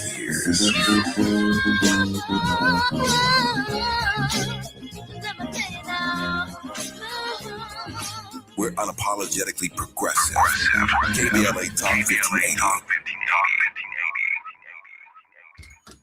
Knock, knock, Capital One Bank guy. Wow, Charles Barkley? I just moved into the neighborhood. Can I borrow some Wi-Fi? Sure, Chuck. That's what the Capital One Cafe is here for. Open 7 days a week. Oh, can I use your ATM? My dog walker only takes cash. Anything for a neighbor. Can I try the catchphrase? Sure. Take it for a spin. There's no fees and minimums on Capital One checking accounts. Nice, Chuck. I'll take it from here. Capital One. What's in your wallet? Terms apply. Visit CapitalOne.com/bankguide for details. Capital One and a member FDIC. We've got a lot to talk about. Hi, I'm Zoe Williams, aka the Voice of Reason, encouraging you to join me weekdays from 7 to 9 p.m. for the world's most intriguing relationship radio roundtable. Every night, I facilitate and encourage our loyal listeners to participate in the most engaging relationship discussions you'll hear anywhere. So make it a point to rendezvous with me, Zoe Williams, the Voice of Reason, Monday through Friday, 7 to 9 p.m. Pacific Standard Time. Trust me, your relationships will never be the same. The VOR is on fire tonight. Unapologetically progressive. KBLA Talk 1580. We've got your black.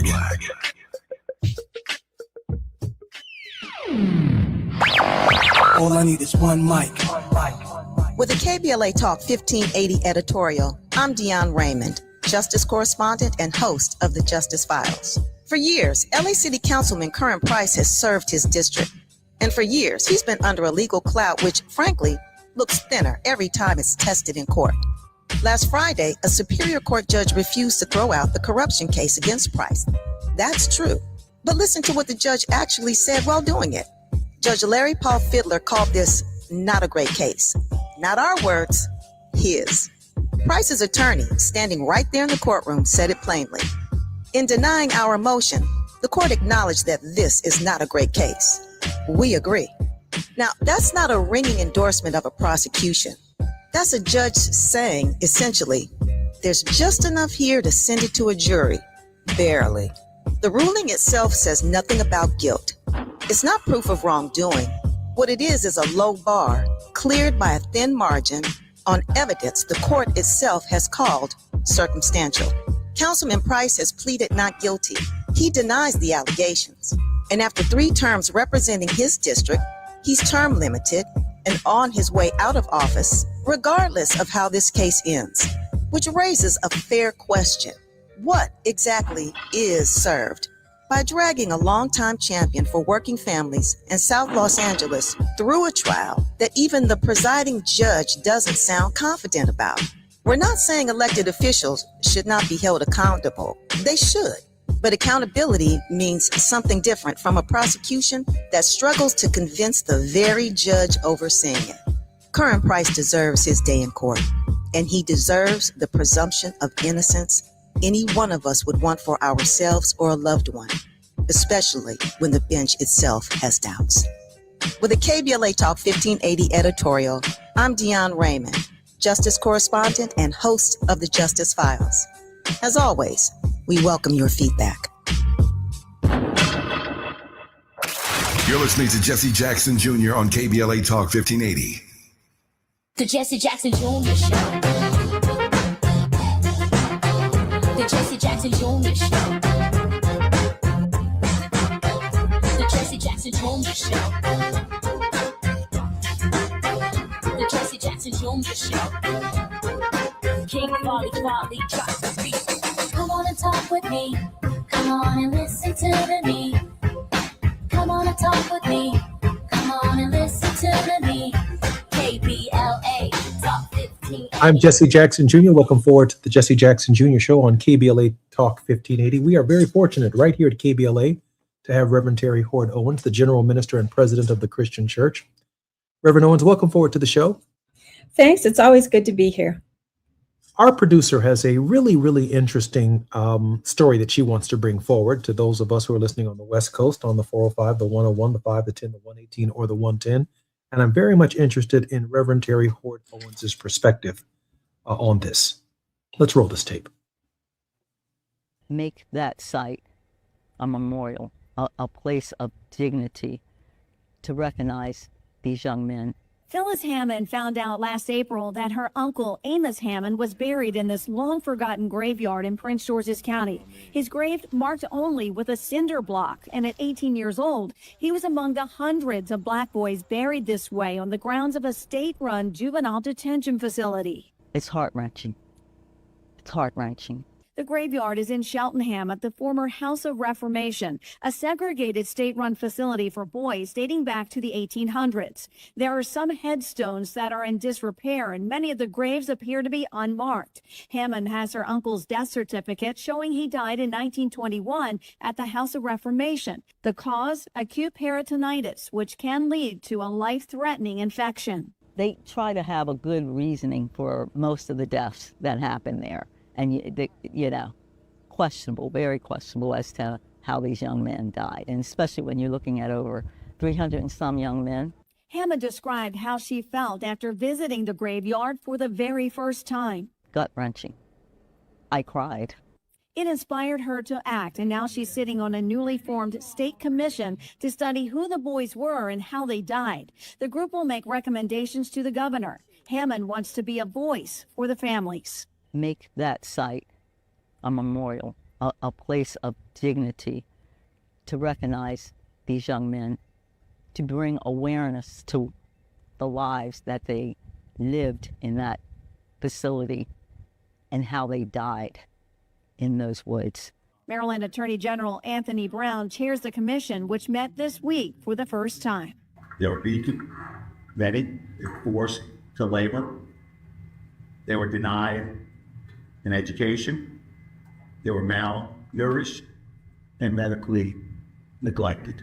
There are many questions to answer. Should the bodies be exhumed? Should the graves be left alone? Should families be able to move remains to other burial sites? I'm grateful to be on this journey. It's not going to be an easy journey. It hasn't been. I'm still grieving. All the families are still grieving.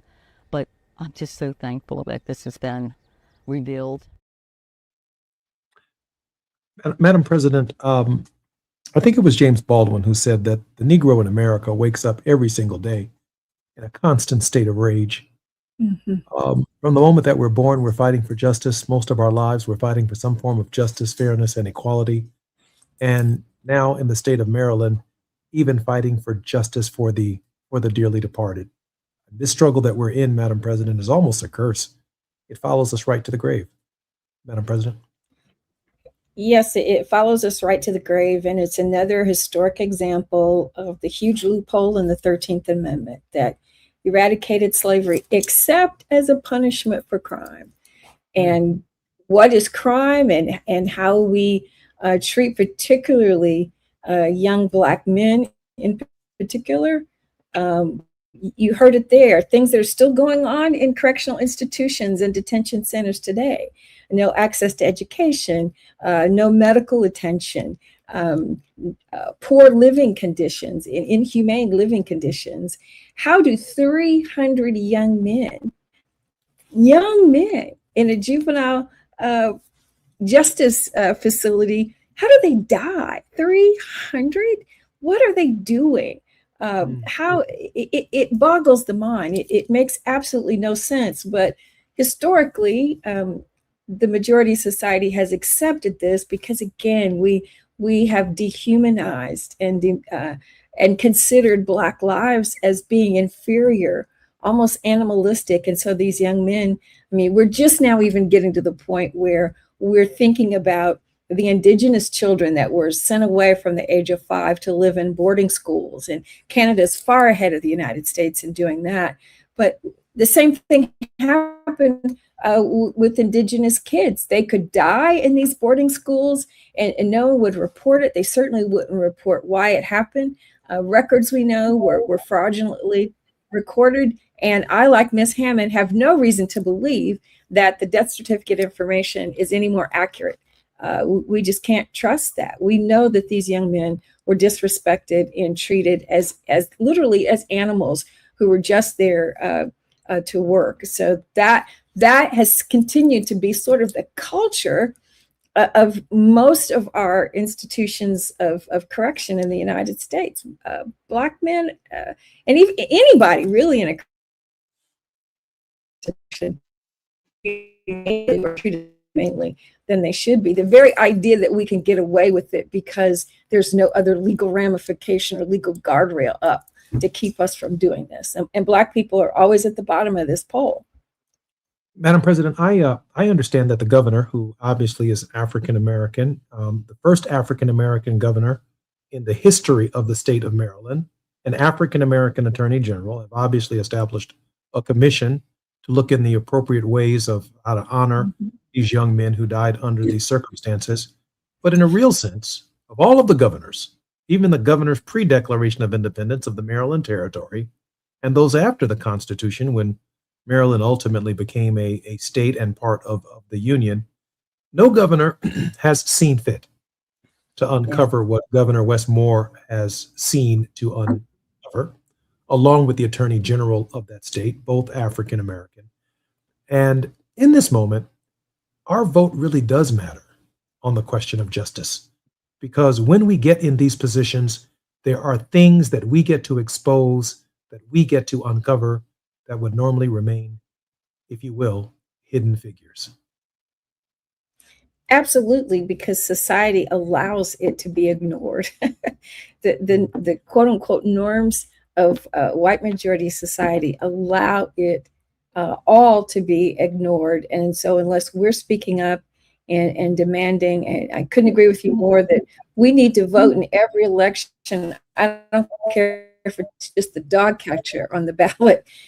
We need to be sure that at the local municipality, county level, state level, as well as the federal level, that we have a say in who the people are who handle local issues, pass local ordinances, investigate local crimes, handle all sorts of elements of the justice system. We have to be sure that we're engaged in making those choices. I'm Jesse Jackson Jr. You're listening to the Jesse Jackson Jr. Show on KBLA Talk 1580. It's Moving Mountain Mondays.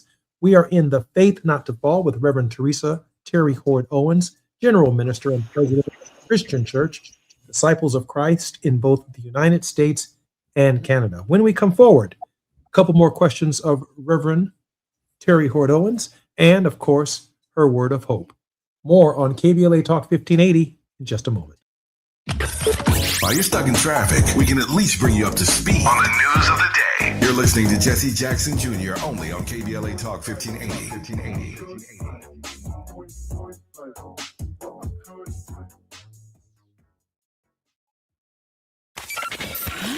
Just in case you missed our Procrastination Crenshaw Town Hall.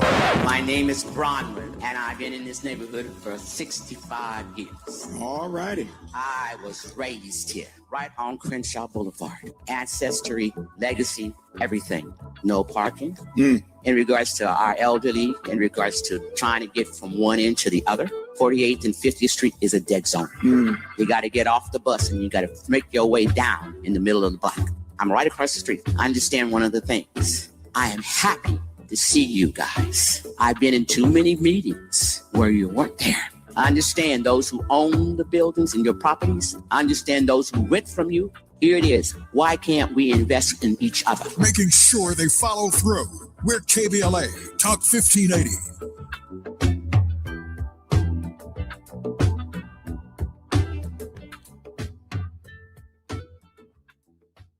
You know that Big Bargain detergent jug is 80% water, right? It doesn't clean as well. 80% water?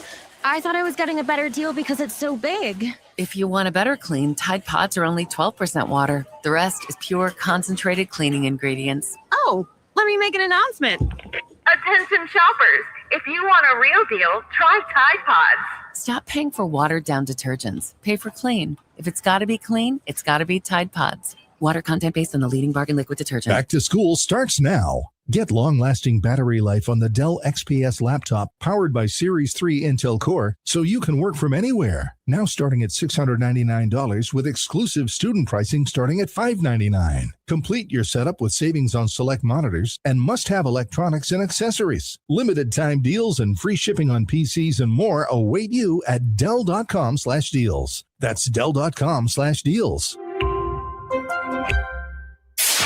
KBLA Talk 1580. We've got a lot to talk about. KBLA Talk 1580 is connecting you with services and solutions. Domestic violence and family violence is when someone in an intimate or family relationship tries to gain or maintain power and control over another through a wide range of abusive behaviors. Every single act may amount to abuse. Abuse can take on various forms: psychological and emotional, physical and economic, and sexual abuse. The Genesee Center Incorporated is a nationally recognized nonprofit domestic violence prevention and intervention organization, housing women and children from 30 days up to 2 years through emergency and transitional shelters. The Genesee Center also provides support services like mental health counseling, life skills classes, computer training, job referrals, after-school programs for children, field trips, tutoring, and comprehensive direct legal services. If you need help or you'd like to donate or volunteer, call the Genesee Hotline, 1-800-479-7328. That's 1-800-479-7328, or visit genesee.org.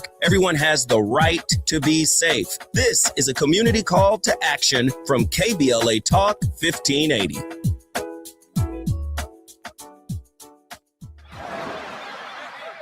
Hear that? That's the sound of your life. Perfectly imperfect. Beating in rhythm to the world you've created. But every time you drive after drinking, music gets drowned out. Your life sounds pretty great. Don't let a buzz ruin it. Buzz driving is drunk driving. Don't drive buzzed. A message from NHTSA and the Ad Council. Now back to more of Jesse Jackson Jr. on KBLA Talk 1580. The Jesse Jackson Jr. Show. The Jesse Jackson Jr. Show. The Jesse Jackson Jr. Show. The Jesse Jackson Jr. Show. King Folly drops the beat. I'm Jesse Jackson Jr. Welcome forward to the Jesse Jackson Jr. Show on the Faith Not to Fall. It's Moving Mountain Mondays with Reverend Teresa Terry Hord Owens. She is the General Minister and President of the Christian Church, Disciples of Christ in the United States and Canada. Madam President, welcome forward to the show. Thank you so much. It's always good to chat with you. Madam President, we began our show in the first hour talking about W.E.B. Du Bois's double consciousness, both Negro and America. Two strivings, two different yearnings, but he fuses them, if you will, in a synthesis, Negro and American. Martin Luther King Jr. talked about the Negro being not completely African or American, that too often in our community, we choose one side or the other.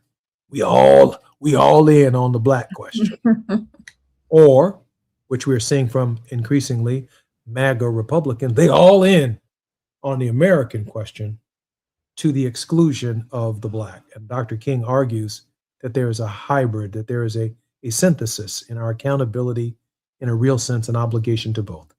And of course, in 1988, my father met with 75 organizations in the city of Chicago, where they decided to change the vernacular to African American. Of course, Dad added cultural identity. Irish Americans have Ireland. Italian Americans have Italy. British Americans have Great Britain. But the Negro just comes from the void, black. We don't have nothing we from. Seeking a more cultural recognition. Madam President, this is a rhetorical question, of course. Who are we? I think we have the right to define. I think it's the Kujichagulia principle of Kwanzaa that says the right to self-determination, the right to name ourselves, the right to define ourselves. And I'm engaged in a lot of conversations with people across the African diaspora through the World Council of Churches, people from the continent, people from the Caribbean.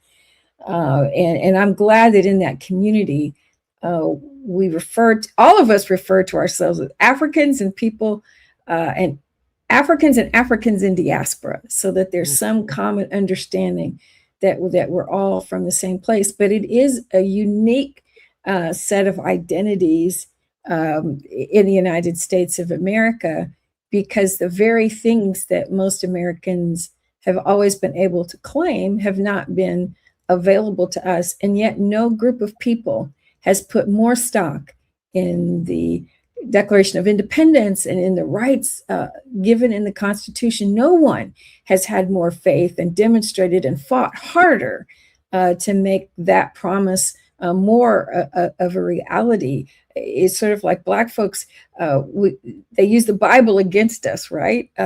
And yet we have become the greatest interpreters of that sacred text. The ones who believed in Jesus more, the ones who believed in this idea of equality and love and community more than anybody else. But it's really a difficult thing. I know Canadians who are of African descent who will remind me they are not African American, they're African Canadian. There are people who live in the United States who are from the Caribbean who do not want that term African American. They see themselves as Jamaican. And I try to remind people we were all picked up from the same continent, and we were dropped off by different boats on different bodies of land and subject to the same experience of chattel slavery. So it's a really complicated question. I reserve the right for us to define who we are and to name who we are. And being an American is an important part of that. If we give up this notion that we are American, those of us who are American citizens, whether it be from naturalization or because we were born here, we're giving up part of who we actually are. White immigrants are able to patch together this really complex set of identities, and we should be allowed the same thing. I remember my son, maybe fourth grade, had that project, tell us where your ancestors are from.